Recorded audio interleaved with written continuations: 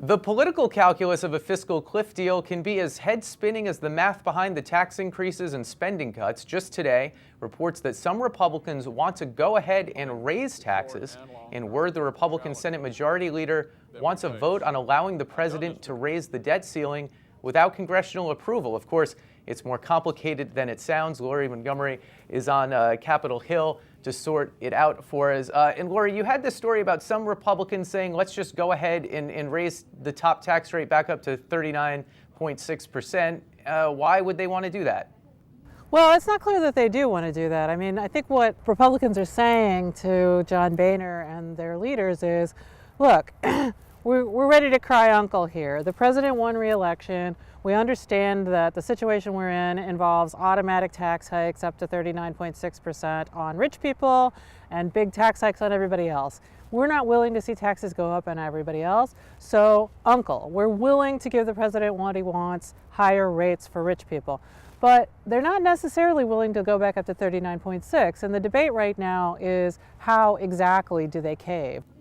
And even as Republicans agree, quote unquote, to more revenue, I feel like a lot of us, including us here on The Fold, sometimes gloss over what they require, which is significant entitlement and spending cuts from Democrats. And I wonder if, even if the Republicans agree to these type of revenue increases, Democrats are going to do what the Republicans will insist on in order for there to be a deal.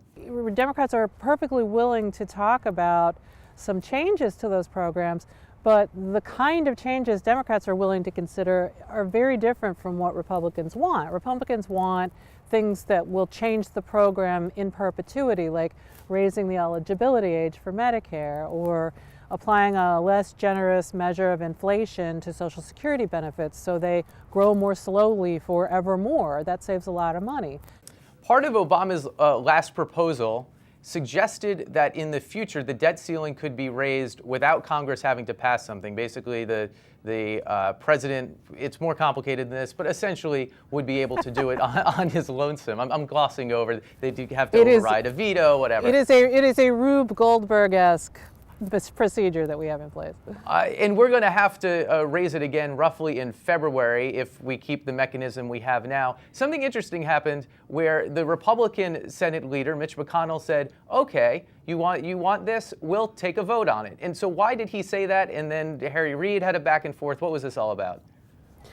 Yeah, so Mitch McConnell does this a lot. What he does is he takes something that the president has thrown out there that he knows that Senate Democrats aren't wild about, and he says, you know what?